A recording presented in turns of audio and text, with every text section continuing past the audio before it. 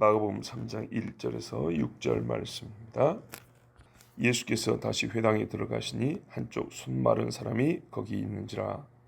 사람들이 예수를 고발하게 하여 안식일에 그 사람을 붙이신가 주시라고 이르거늘 예수께서 손 마른 사람에게 이르시되 한가운데 일어서라 하시고 그들에게 이르시되 안식일에 선을 행하는 것과 악을 행하는 것 생명을 구하는 것과 죽이는 것 어느 것이 옳으냐 하시니 그들이 잠잠하거늘 그들의 마음이 완악함을 단식하사 노하심으로 그들을 둘러보시고 그 사람에게 이르시되 내 손을 내밀라 하시니 내밀매 그 손이 회복되었더라. 바리새인들이 나가서 곧 헤롯당과 함께 어떻게 하여 예수를 죽일까 의논하니라. 아멘. 지난 시간에 말씀드린 대로 예수님의 사역 초창기에 예수님을 죽일 음모가 시작이 됐습니다. 그러니까는 예수님은 거의 3년 동안 자기를 죽이려고 하는 사람들을 늘 곁에 두고 살았던 겁니다. 그럼 3년 버티다가 못 이기고 죽으셨냐? 그게 아니고 요한복음에 특별히 잘 나와 있는데 내가 나를 내어주지 아니하면 너희가 나를 잡아갈 수 없다 그랬습니다. 예수님이 잡혀서 죽임을 당하는 것까지가 예수님의 사역에 다 포함이 됩니다.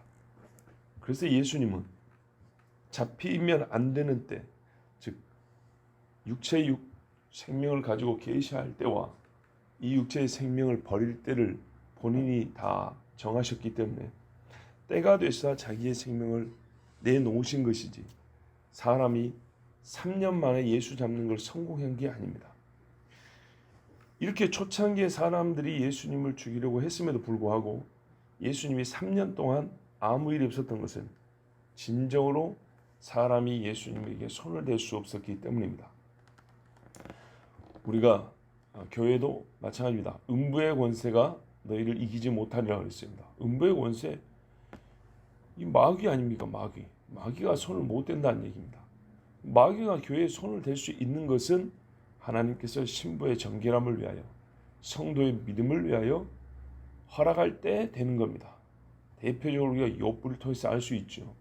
그래서 욥은 우리 신앙인의 실제 경험과 동시에 우리에게 가르쳐 주시는 교훈 중에 뭐가 있냐면 교회에 대한 예언적 기능이 욥기에 나와 있습니다. 욥이 보십시오. 무죄한 자가 마귀에 의해서 뭐랄까요? 시작된. 아닙니다. 이게 틀렸죠. 하나님에 의해 시작됐죠. 하나님 말하면 욥을 보았느냐 이렇게 먼저 시비를 건다 했죠. 그래서 마귀를 통해서 교회를 테스트하게 했는데 결국에는 교회가 그 순전함을 지켜 중간에 친구라고 하는 자들 때문에 격동이 있지만 결국에는 교회가 믿음으로 이깁니다. 그리고 우리 하나님 주시는 생각보다 큰 복을 받습니다. 이게 간단히 말해서 교회의 역사, 교회의 시작과 마지막을 영적 전쟁이라는 맥락 하에서 우리에게 보여주는 그런 예언적 기능이 있는 게 욥기입니다. 그래서 그것도 자세히 보면 우리가 더 많은 교회에 대한 메시지를 들을 수 있습니다. 하여튼 예수님이 사역 초창기 이렇게 죽이려고 하는 사람들과 이 다툼이 시작되고 예수님을 죽이고자 하는 음모와 계획들이 시작됐음에도 불구하고 3년 내내 예수님을 잡지 못했던 것은 전적으로 하나님의 섭리 안에서 예수님이 보호받고 있었기 때문입니다. 우리가 이제 여기서 놀라는 것은 이토록 빨리 이렇게 빠른 시기에 예수님을 죽이기로 사람들이 결의한 원인이 뭐냐 했더니 여기 안식일에 선한 일을 했다는 것 때문이라 그랬습니다.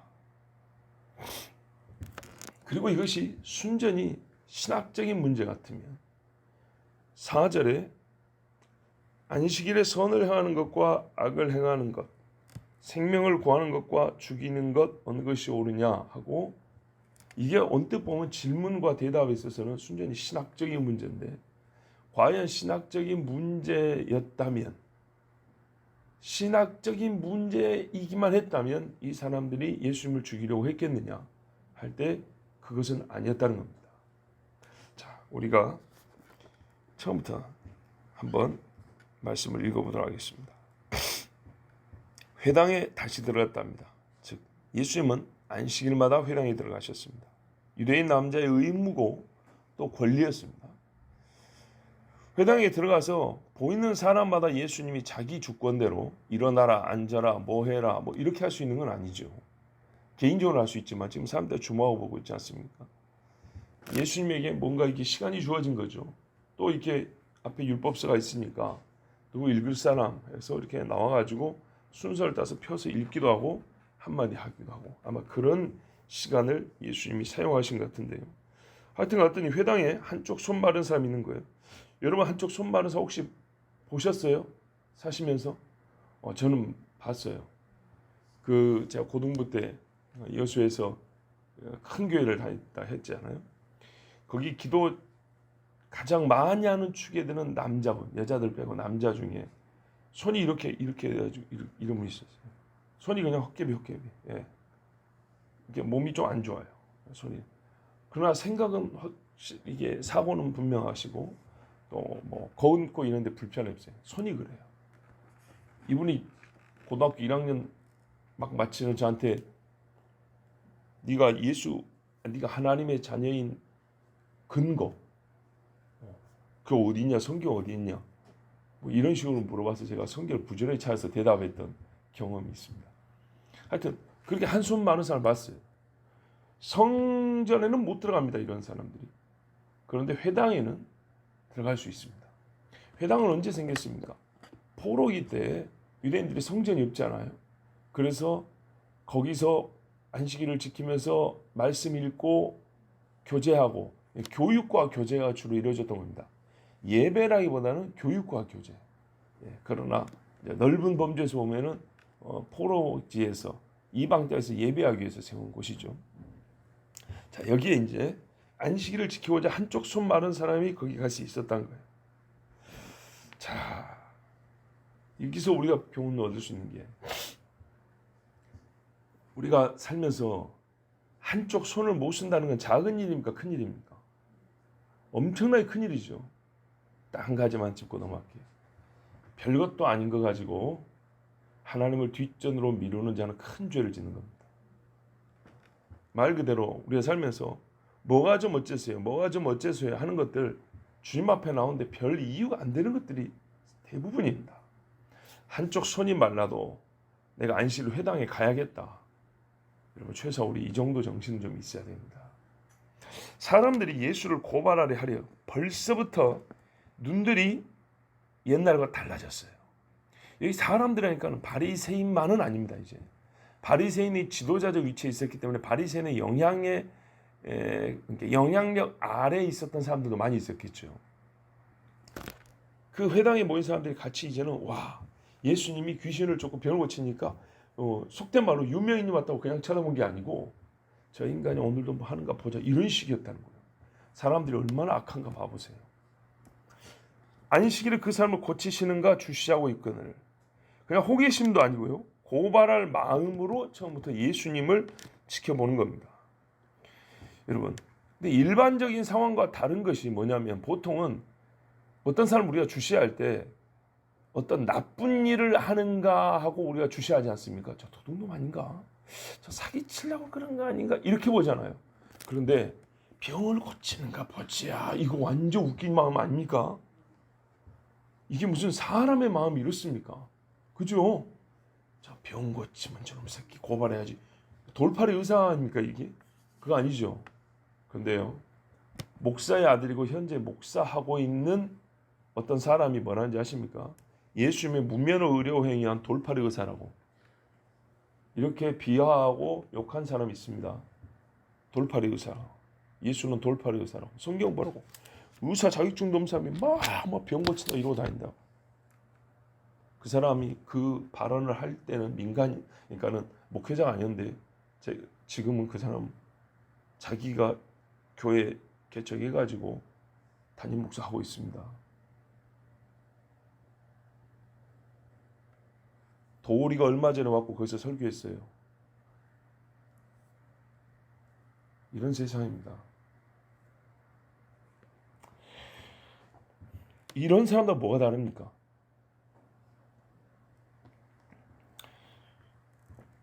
누구에게 고발한다는 얘기인가요?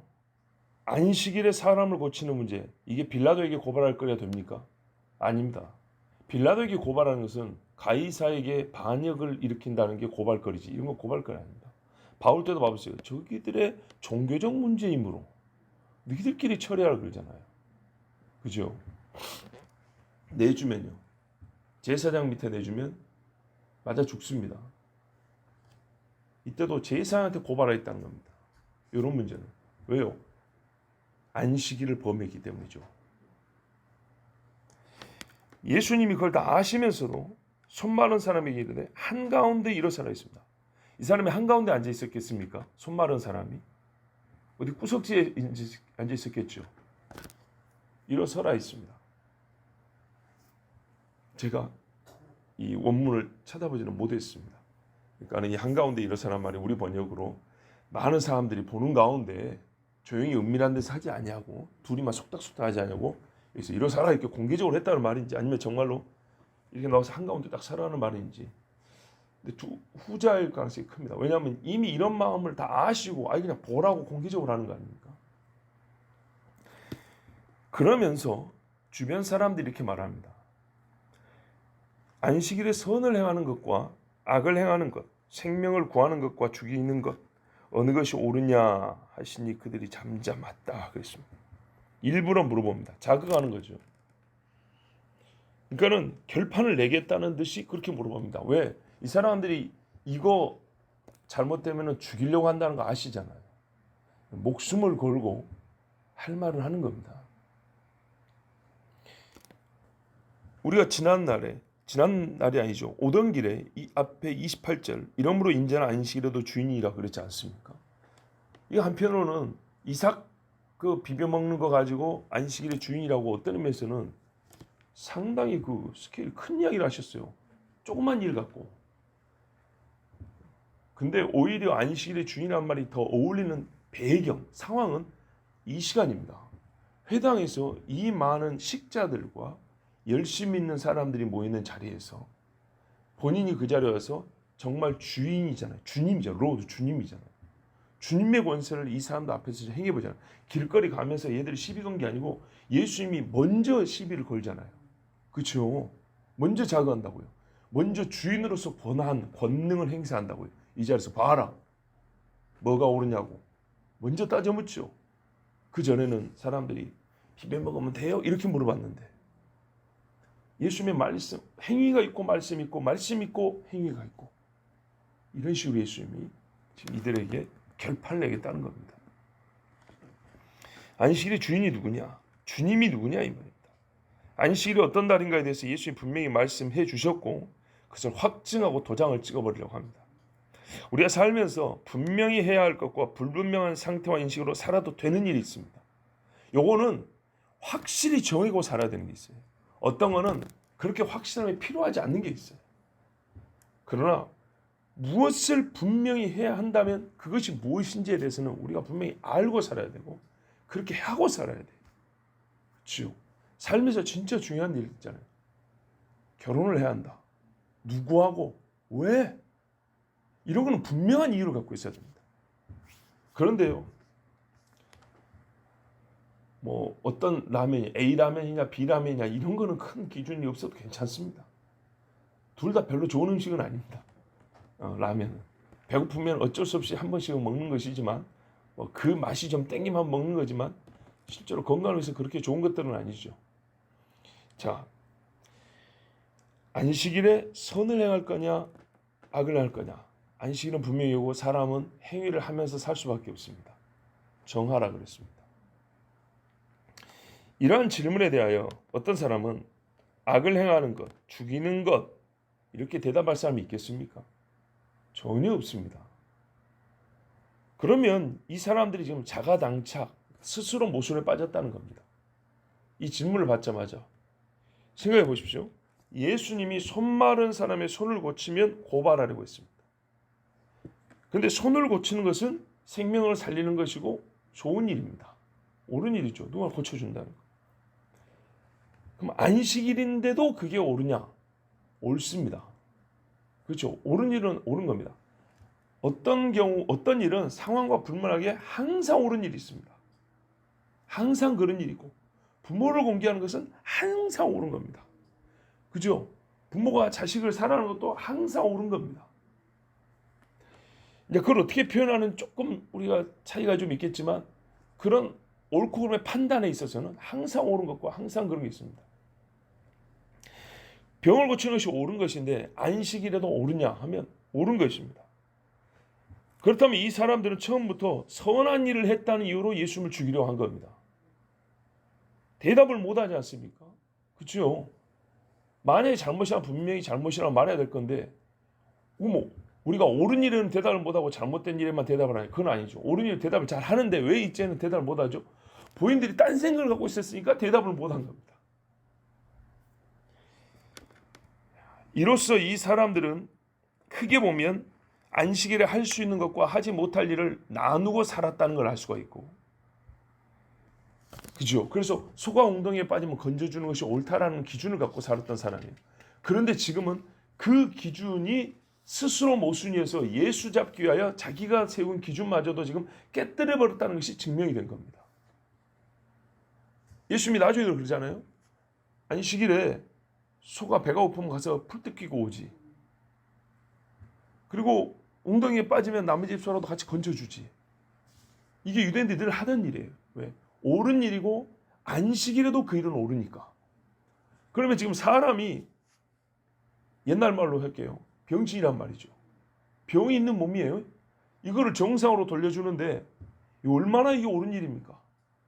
소를 건져준다면 소는 실수나 잘못해갖고 넘어지면 못 일어 죽어요. 이 사람을 살리는 것은 소 하나 살리는 것보다 더 큰 일이라는 거죠. 그 옳은 일인데도 불구하고 이 사람들이 다 그 기준을 갖고 아는데도 오늘은 말을 못했다는 것은 그 옳은 일을 스스로 어기기로 작정했다는 겁니다. 그래서 예수님이 마음의 완악함을 아셨습니다. 두 가지 마음을 갖고 계셨는데 이걸 보고 탄식하사 슬퍼했다는 겁니다. 이 대답을 안 하는 사람들, 자기가 분리할 때 침묵하고 진리도 상대가 싫으면은 모른 체 하는 사람들, 완악한 자입니다. 정말 성경에서 제일 완악하다 그럽니다. 예수님의 판단입니다. 그래서 이 완악함에 대하여 예수님이 어떤 심려를 가지냐면 두 가지 심려를 가지는데 하나는 슬퍼하사, 탄식하다가 슬퍼한 겁니다. 괴로워하고 고통스러운 겁니다. 어떻게 유대인이 이 모양의 마음을 가질 수 있냐 세상에. 너희가 형제가 지금 평생 손이 말랐고 병신 이렇게 살고 있는데 이거를 보고 세상에 내가 이걸 좀 고쳐주겠다는데 그거를 고발할 조건으로 삼을 수 있단 말이냐. 유대인이 언약 있고 제사 있고 이 회당에 모인 자들이 예수님이 너무 마음이 슬프고 아팠어요. 여러분 무엇이 슬픈가요? 먹지 못한 게 슬프고 헐벗은 게 슬프고 자존심 좀 상한 게 슬프고 가족이 먼저 떠나면 슬프고 옆에서 그 모습을 보면 불쌍하고 그렇죠. 그런데 여러분 예수님이 가장 슬퍼했던 것들을 보면 과부의 아들이 죽은 것도 슬퍼하셨지만 전반적으로 보면 인성과 영성의 타락을 보고 가장 슬퍼하셨습니다. 악함을 보고 슬퍼하지 않는다면 이 사람은 실제에 있어서 거의 슬퍼할 것을 제대로 느끼지 못하는 사람입니다. 세상에 악이 슬퍼야 돼요. 악이. 우리의 눈물이 나야 될 이유 중에는 악함을 보고 눈물이 나야 돼요.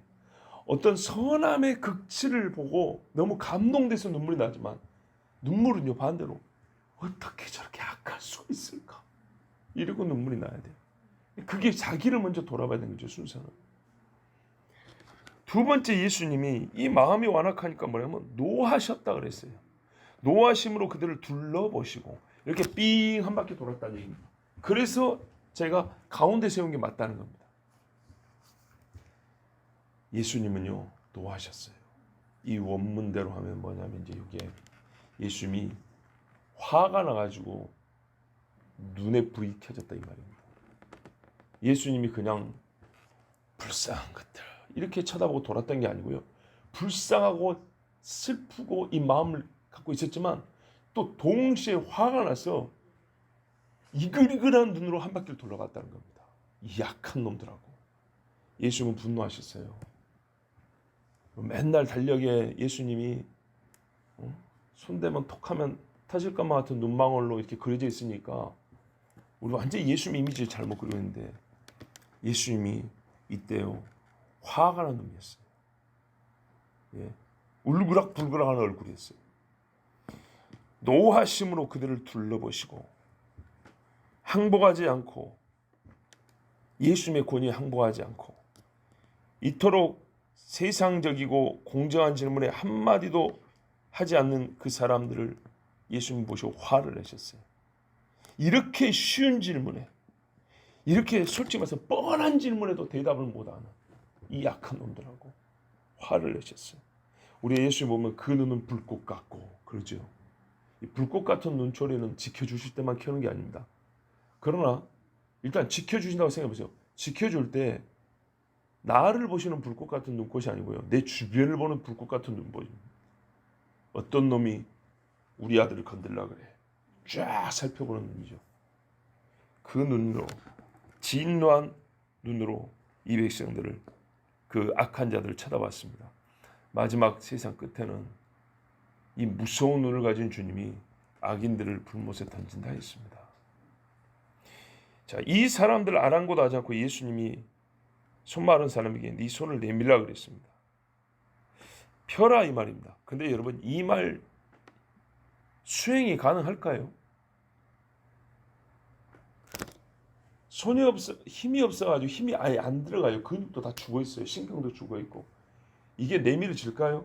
이러고 있는데 아니면 처음부터 이러고 살았거나 옴므린채로 살았거나 편채 간에 움직여지지가 않아요. 이 손을 어떻게 내민단 말이에요? 바로 이게 창조의 권능입니다. 맞아. 없는 걸 있는 것처럼 부르죠. 이거는 내가 너를 고쳤다 이제 내라 이런 말이 아니에요. 그냥 내라 하는 순간 고쳐서 나가는 거예요. 이거는 이 자체가 의료행위가 아니고요. 창조행위입니다. 창조. 없는 손을 만드는 건 똑같은 거예요. 야, 얼마나 멋집니까?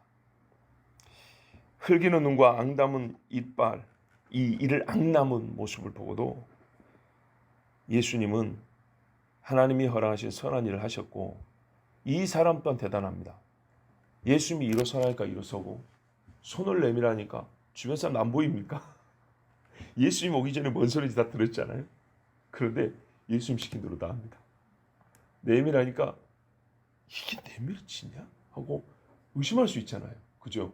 뭔가 좀 여기다 뭘 바른다든지 뭘 주물럭주물럭 한다든지 이제 한번 펴보시오 이런 것도 아니고 그냥 이러고 있는데 바로 내밀라 한다고 이게 한번 내볼까? 이게 됩니까? 이런 마음 이 마음 자체가 이렇게 뭐죠? 믿음이 있는 거죠. 그래서 아무런 힘도 없는데 내미는 순간 힘이 들어오는 겁니다. 이야, 여러분 주변이 어쩌든 간에 예수님 말씀을 쫓으면 사는 겁니다. 그래서 능력은 순종과 동시에 발생하는 겁니다. 예.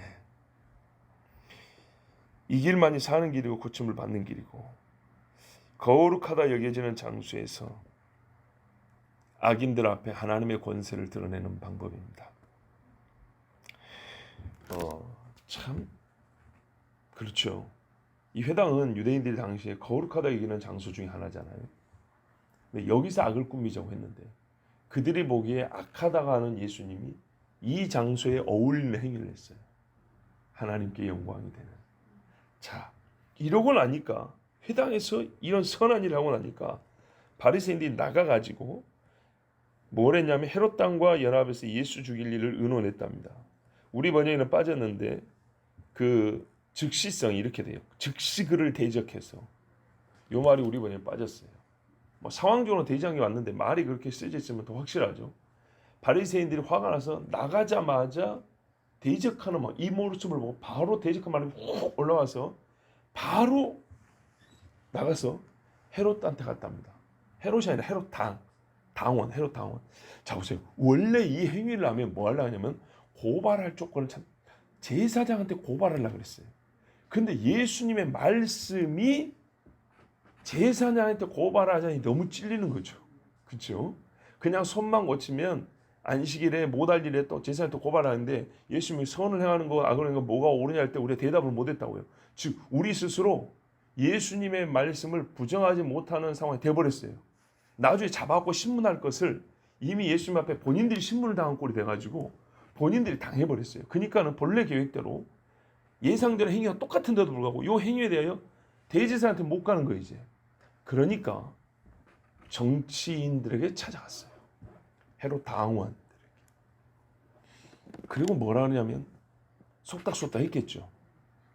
그런데 헤롯 당원이 아직까지는 예수님을 정치적 위협으로 보지는 않습니다. 그죠? 아직까지는 뭐 별 문제가 없어요. 왜? 예수님 지금까지 하면서 뭐 저 헤롯 여우에게 말아 이런 일도 없고 기껏해야 갈릴리 얼마 되지도 않았고 며칠 안 됐고 여기서 이 사람들하고만 다툼이 있는 것이죠. 그만은 여러분 바리새인들은 최고의 종교적 열심가들. 이 사람들이 헤롯 당원과 딜을 하려면 뭘 내걸어야 된다고요? 정치적인 이득이 될 만한 걸 내걸어야 된다고요. 예수님을 정치적 사유를 가지고 모함을 했다고요. 요 사람이 이렇게 가만두면 헤롯에게 득이 안 될 거다. 나중에는 헤롯 차원이 아니라 가이사 황제까지 올라가잖아요. 황제에게 득이 안 된다. 그래서 로마 권력으로 예수님 죽였죠. 만약에 헤롯에게 이게 설득이 됐으면 어떻게 될까요? 헤롯 당원에게 설득이 되고 헤롯 당원이 헤롯을 설득했으면 헤롯이라는 분봉왕, 로마의 속주 중에 한 지역을 다스리는 왕명으로 예수님을 죽였을 겁니다. 근데 하나님은 그렇게 예수님을 죽게 만들지 않으셨어요. 그렇죠? 세계 최고의 제국, 즉 영적으로는 악한 그 힘을 상징하는 나라에 맞서 세우셨어요. 그러니까 지금도 예수님의 죽음을 순전히 정치적으로 풀려는 사람들이 많이 있는데 영적인 의미는 전혀 모르고. 하여튼 이 처음에 바리새인들은 빌라도에게 가가지고 로마 힘을 빌는 게 아니라 유대 지역 이스라엘의 조그만 분봉, 이게 일부 땅을 다스리는 영주 비슷한 작은 왕의 힘을 빌려서 예수님을 죽이려고 시도를 했어요. 어쨌든 정치력을 이용해서 예수님을 죽이려 한 겁니다. 그러려면 이 정치인들에게는 득실 관계를 따져가지고 예수님을 따르는 현재 사람들이 몇 명이냐 표 따지듯이 말이죠. 이 사람을 죽였을 때 우리에게 어떤 득과 실이 있겠냐, 명분은 무엇이냐 이랬을 때 현재까지 헤롯 당은 그것을 전혀 찾지 못한 상황이고 별 필요를 못 느낍니다. 근데 바리새인들이 먼저 갔다는 것은 혹 그들이 뭔가 약간 감질했다 하더라도 이거를 극대화시켜줘야죠. 당신들의 생각보다 훨씬 위험한 인물이다. 또 우리의 청을 들어줄 경우에 우리 바리새인들이 당신들을 지지해 주겠다는 등 뭔가 협상의 조건이 있어야 되겠죠. 사실은 근데 이 앞에 2장까지 보면 바리새인과 헤롯 당과의 뭔가 서로 간의 유착 관계라 그러죠. 요즘 말로 서로 뭐 연합을 할 만한 구실이 별로 없어요. 예, 그런 게 없는데도 불구하고 이참에 찾아왔다는 것은 이 사람들이 없는 죄를 예수님에 덧씌우려 하는 것처럼 존재하지도 않는 것, 아주 미미한 걸 가지고 헤롯 당원들에게 정치적 이득을 많이 만들어줄 자기들의 어떤 이 준비한 꾸러미를 가지고 갔다는 얘기입니다. 그래서 예수님을 신학적인 문제로 이 사람들이 어떻게 해보지 못했다.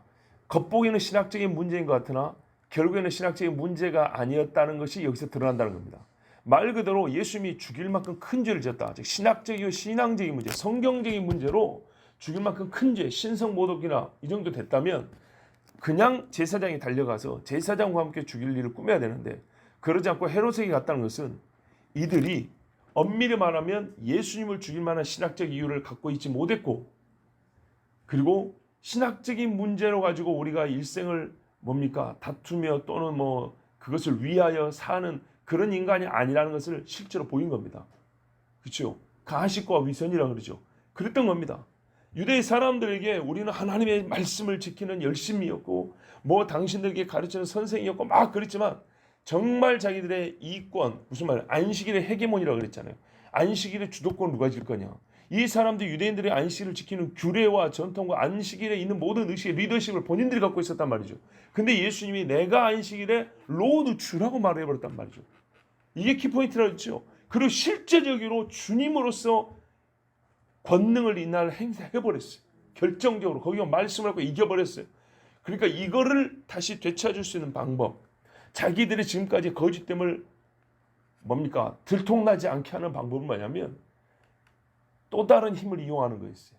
그런데 그 힘은 세상 정치력이었어요.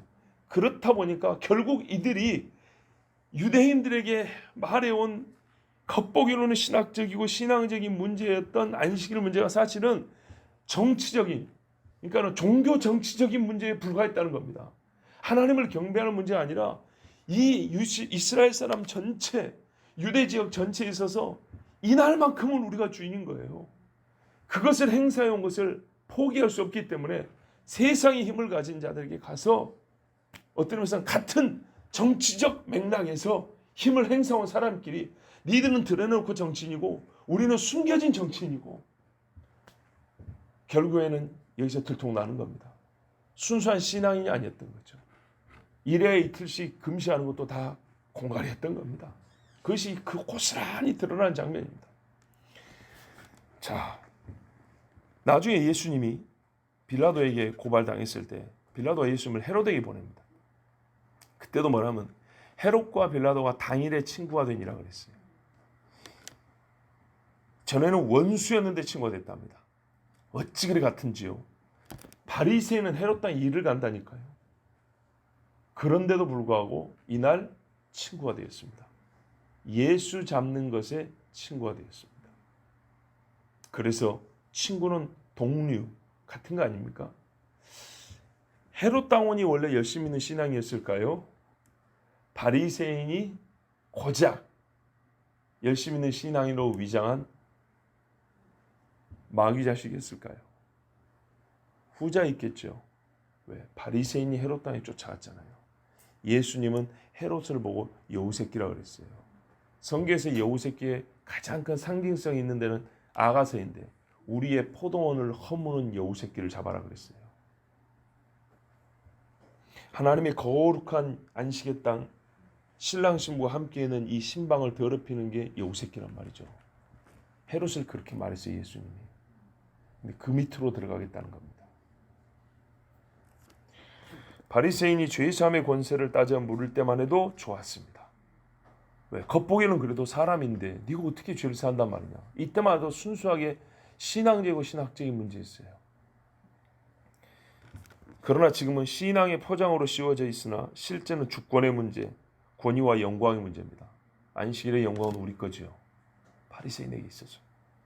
순전히 세상에서 누릴 수 있는 권위와 영광의 주권의 문제를 가지고 바리새인은 살았다는 것이 들통나는 순간입니다. 바로 여기서 참 성도와 거짓 선지자가 갈립니다. 거짓 선지자, 거짓 사도는 자기 힘과 영광을 빼앗기게 되면 발악을 합니다. 발악이라는 말은 우리가 막 화를 내고 성질 내는 걸 보통 얘기하잖아요. 한자 그대로 하면 악을 발하는 겁니다. 악이 나와요. 그 속에 있던 악이 드러나. 이로써 이 사람들은 본래부터 진리와 하나님의 영광에 무관하였던 자임을 스스로 드러냅니다. 실로 악인은 자기 이익과 영광을 위하여 감추어뒀던 전우 아시죠? 전쟁터에서 함께 싸우는 전우, 감추어뒀던 전우, 그동안 적으로 보이게 위장했던 전우를 곁에 세웁니다. 군인들은 상대를 기만해야 됩니다. 속여야 됩니다. 그래서 스파이가 저쪽에도 있고 이쪽에도 있잖아요. 적으로 위장된 내 편이 있고 내 편으로 위장한 적이 있는 거죠. 근데 이참에는요, 유대인들은 몰랐어요. 바리새인의 전우가 헤롯 땅이었다는 걸. 감추어졌던 우리 편이었던 거죠. 바리새인과 헤롯 땅, 결코 어울리지 않는 두 집단이 실은 하나님을 대지하는 악한 군대의 전우였던 것입니다. 속지 마십시오. 그리고 더 무서운 거는 내가 누구냐입니다. 가끔 귀신 영화 보면 어떤 사람이 귀신을 보고 까무러치게 놀랍니다. 그런데 반전이라고 말하죠. 귀신을 보고 까무러치게 놀랐던 나도 귀신이었던, 이런 식의 귀신 영화들이 있습니다. 이 정도 되면 정말 놀라 자빠집니다. 내가 귀신이었단 말인가? 그런 영화도 있습니다. 바리새인에 속한 자들 중에는 처음부터 악한 사람도 있었지만 나도 헤롯 왕과 사실은 같았단 말인가 하고 깜짝 놀란 사람들도 있었을 것입니다. 동료 바리새인들이 하는 걸 보고 우리가 결국은 헤롯하고 똑같은 인간이었던가. 여러분, 많이 부족하고 미성숙하지만 주님의 제자인가, 아니면 자기 이익을 위한 앞가림을 철저히 할 줄 아는 성숙한 바리새인이었던가. 우리 자신을 돌아보고 이 시대 우리 교회를 돌아보며 주님 앞에 여쭈어야 되겠습니다. 기도하겠습니다.